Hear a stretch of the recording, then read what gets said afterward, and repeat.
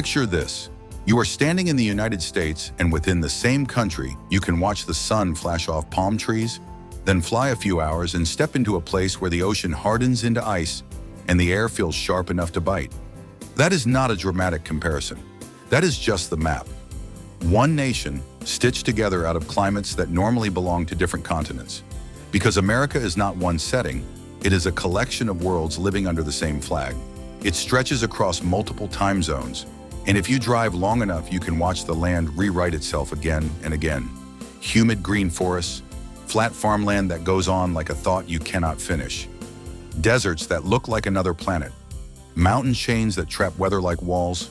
And far out in the Pacific, islands so isolated that nature had to improvise just to survive there. Alaska alone feels like a separate universe. It is so large that if you split it in half, Texas would not be the biggest state anymore. It would be third. Alaska adds extremes most countries never have to manage. Giant glaciers, vast wilderness, towns where winter darkness is not a mood, it is a schedule. Then Hawaii flips the story in the opposite direction. People imagine beaches, but the deeper surprise is how alone it is. It is one of the most isolated island chains on Earth, which means life there had to arrive by accident, survive, and then evolve in isolation. That is why the plants and animals can feel like they belong to a different planet. Hawaii is paradise, but it is also a living science experiment floating in the ocean. And the American map is bigger than most people think in another way too.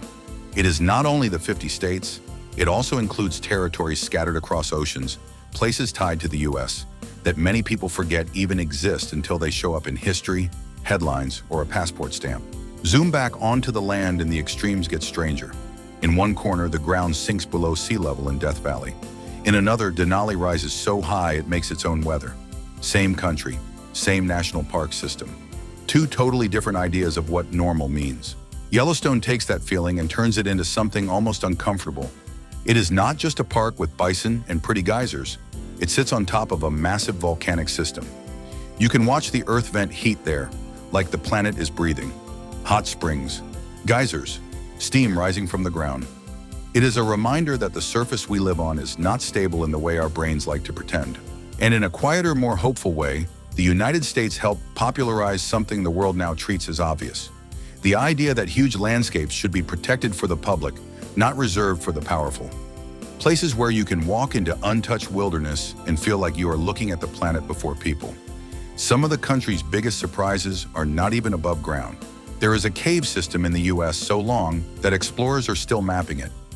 Mammoth Cave stretches like a hidden world under Kentucky, and the deeper you go, the more it feels like the earth is not solid, just layered and hollowed and alive.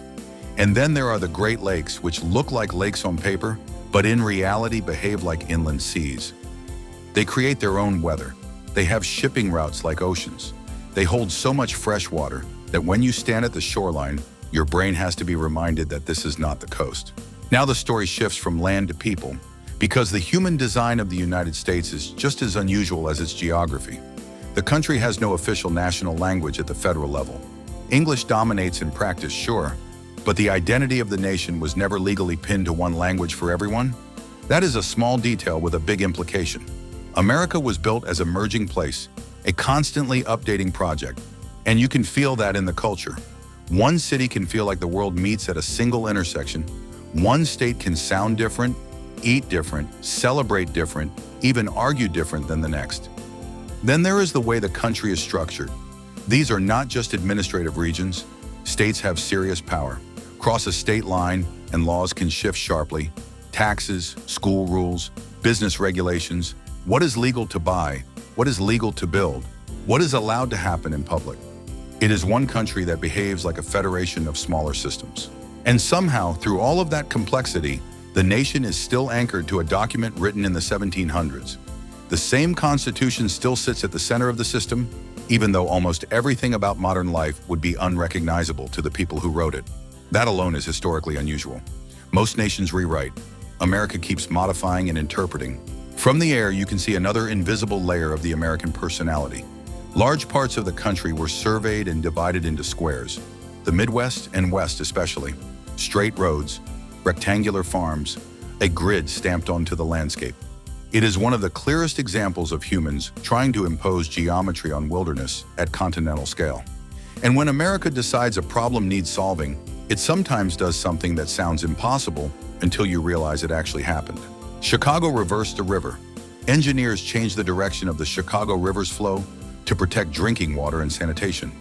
Imagine living in a city where the solution was not a filter, not a warning, but making a river go the other way. That is the kind of engineering ambition the United States is famous for. Look up, and the sky has its own chaos. The U.S. experiences more tornadoes than any other country. There are places where springtime feels like living under a spinning coin flip. Blue sky, then a wall of cloud. And the wild part is that this violent weather exists right alongside landscapes that can feel peaceful enough to slow your breathing. Now imagine the U.S. at night. In the darkest regions, you can see the Milky Way with a clarity that makes you understand why people once built myths around the sky. And in the brightest regions, whole cities glow so intensely that the night becomes a different kind of day. America contains both extremes, some of the most protected dark skies on the planet, and some of the most intense light pollution. Same country, two different relationships with the universe. Even the borders can be strange. There are pockets where geography forces weird little exceptions. Tiny pieces of land that you reach more easily by passing through another country. Boundaries that look clean on a map but are messy in real life. The U.S. is huge, and when something huge grows over history, it picks up odd seams. And then there are the places that feel almost unreal because they should not exist. Temperate rainforests in the Pacific Northwest, where moss grows like fabric and the air feels permanently wet. Desert dunes that look like waves frozen in time. Swamps that feel like they are halfway between land and water, where the rules for movement change. All of that is before you even get to the American obsession with building. The United States constructed the interstate highway system, one of the largest engineering projects in human history. It did not just connect cities, it changed how people lived, where businesses survived, how communities grew, and how the country moved. It turned distance into something negotiable. And with distance comes another strange American truth. People in the U.S. can measure a trip in hours instead of miles because miles stop meaning much when the land is that big. Someone can say it's not far and mean it's only a 5-hour drive. Now let's zoom back into something personal, because the most surprising part of the United States might not be the map. It might be the feeling. America is a nation built on reinvention. Entire cities have risen because a new industry appeared. Entire regions have shifted because one resource became valuable. Gold, oil, railroads, tech. Boom and reshape. Boom and reshape. It is a place where the landscape and the economy can move together like gears. And that constant reinvention created a national character that is hard to explain until you see it. The mix of confidence and contradiction, the scale of the ambition, the way a place can be chaotic and inspiring in the same breath. So when people reduce the USA to a stereotype, it always feels wrong, because stereotypes are flat and the United States is not flat. It is Arctic and tropical, ancient forests and brand new cities, oceans and deserts, quiet wilderness and nonstop noise. A country that can protect land for everyone, reverse a river, map caves that never seem to end, and still find ways to surprise you with the sheer variety of what exists inside its borders. And once you see it that way, the United States stops feeling like a single story. It starts feeling like a whole planet that happens to be called a country. And if you keep pulling on this thread, the US gets even more surprising, because some of the weirdest truths aren't loud.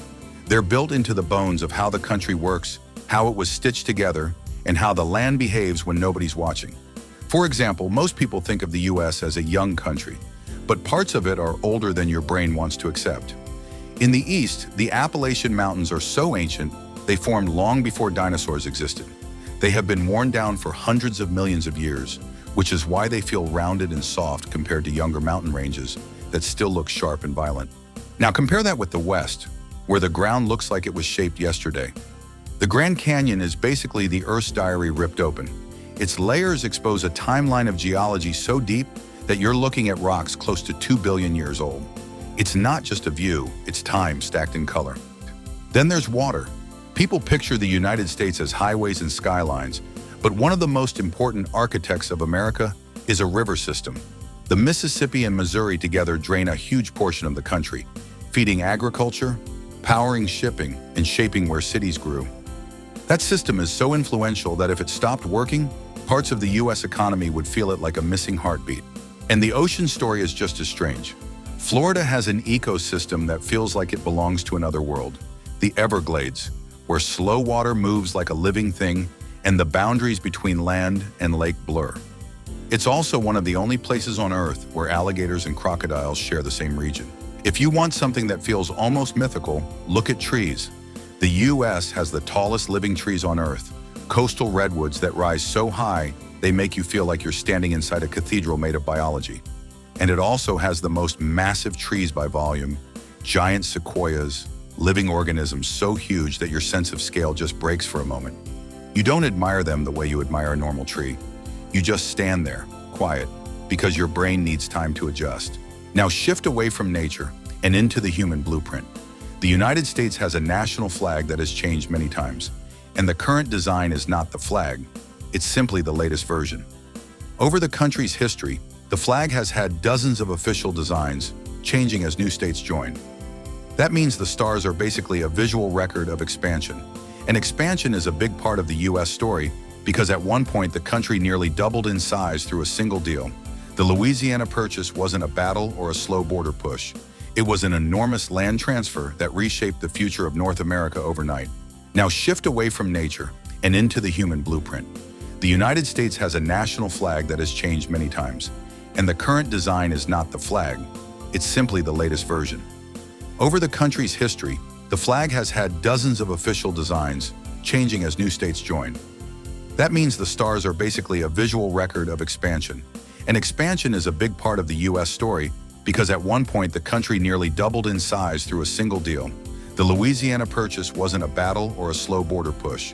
It was an enormous land transfer that reshaped the future of North America overnight. But the US also has a weird relationship with independence inside itself. There was a period when a piece of it was literally its own country. Texas was once an independent republic before it joined the United States.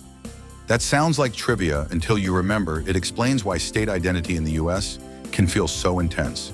Some places don't just feel like states, they feel like stories with their own chapters. And the way those stories are organized can get oddly technical. Louisiana doesn't have counties the way most states do. It has parishes, a legal and cultural leftover that still shapes the map today. Then you have places like Virginia, where you can find independent cities that aren't part of any county at all, which feels like a bureaucratic magic trick until you realize it's just history fossilized into law. Some of America's biggest wait really moments come from the rules.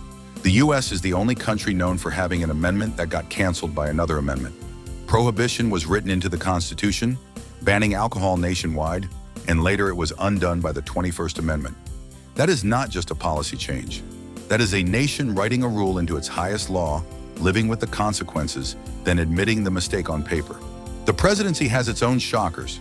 The United States has had exactly one president resign from office. Nobody else has done it. That moment is still a singular crack in the historical record, which tells you how rare it is for the American system to bend that far. And then there's money, which is a quiet kind of power.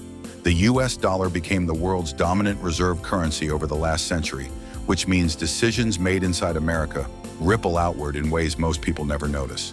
Even if you've never been to the US, you've probably felt the effects of it without realizing. Now here's a detail that sounds small but reveals a lot about daily life. The United States is one of the few countries that still doesn't fully use the metric system in everyday culture. Science and medicine use metric constantly, but the public life of the country still speaks in miles, feet, pounds, and Fahrenheit. It's like living in two measurement realities at once, depending on whether you're in a lab or in a kitchen. And American movement has its own hidden logic too. The interstate highway system wasn't just built big, it was built with a structure that makes it readable if you know the code. Even numbered interstates generally run east to west. Odd numbered ones generally run north to south. The numbers themselves are like a navigation language most people never consciously learn, but still benefit from. The US also has places where transportation history still feels alive.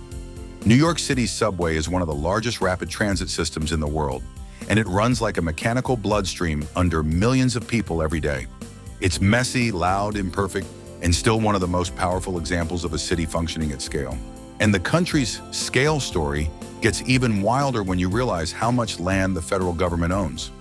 Large areas of the American West are public land managed by federal agencies, which means there are massive spaces that belong, in theory, to everyone. That's why you can sometimes drive for hours through wide-open country that isn't private property in the way people assume land usually is. Now take a step into science, because a lot of modern life has American fingerprints on it. The internet began as a U.S. defense research project. What started as a network designed to share information reliably became the foundation for the modern internet that now runs the world. That means a huge portion of human life today traces back to an American research decision made decades ago. GPS is another one. It was developed by the US government, and now it quietly guides everything from delivery trucks to airplanes to the map in your pocket. Most people don't think of GPS as American anymore because it feels like air, but it started as a strategic tool. Then there's NASA, which isn't just rockets and flags. It helped produce technologies and systems that filtered into everyday life, from materials research to satellite weather tracking to advanced imaging. Even if someone never cares about space, they benefit from the ripple effects of space programs. And the space story contains a cultural shock too. The United States is the only country to have landed humans on the moon. That fact has been repeated so often it can feel normal, but it shouldn't. Humans have existed for hundreds of thousands of years, and only one nation has ever put human footprints on another world. Now let's come back down to earth and talk about people again. One of the most surprising truths about the US is how often it's reinvented itself economically. Entire regions have transformed because of one industry, then transformed again when the industry moved or collapsed. Steel towns, auto cities, oil booms, tech explosions. The country has living examples of how economies shape culture and how culture reshapes economies. And that reinvention shows up in food too. American cuisine is not one cuisine. It's a collection of regional identities that tell you who settled where and what the land could produce. Barbecue traditions that change state by state, coastal seafood cultures, southwestern flavors tied to desert farming and Mexican influence. Food is basically history you can taste. Then there's an oddly beautiful fact hidden in plain sight. The United States has one of the most extensive library systems in the world, and libraries here often function as community infrastructure, not just book storage. They're used for job searching, education, public resources, internet access, and learning. In many places, the library is the quiet engine that keeps people moving upward. The national park system, beyond just protecting scenery, also protects human meaning. It preserves what existed before us in a way that forces perspective. It's hard to stand in a vast protected landscape and keep your ego at full volume. Now, for a couple of those, this feels unreal details that make America feel like a giant sandbox for experiments. There are towns in the US where the ground is so rich in certain minerals that it literally shaped local economies and identities for generations. Mining towns rose and fell. Whole communities appeared because the land contained something valuable, then disappeared when the value changed. It's like watching a country breathe in fast forward. There's also the fact that the US has hosted massive engineering projects that you can see from space, not because they were built to be seen, but because they are simply that large. Agriculture patterns, dam reservoirs, city sprawl, highway webs. The country leaves physical signatures. And speaking of signatures, the US has cultural exports so strong that they become normal globally. Hollywood storytelling structures, pop music production styles, fast food systems, corporate branding language. Some of the most common global cultural patterns today were engineered or amplified through American media, then exported until they felt universal. Here's another surprising truth that's more emotional than factual, but still real. America has a talent for turning local identity into a kind of pride that feels like a sport. Cities and states build personalities. People argue about whose version of something is real, whose pizza, whose barbecue, whose accent, whose weather makes you tougher. It's playful sometimes, intense other times, but it's part of how such a large country stays emotionally stitched together.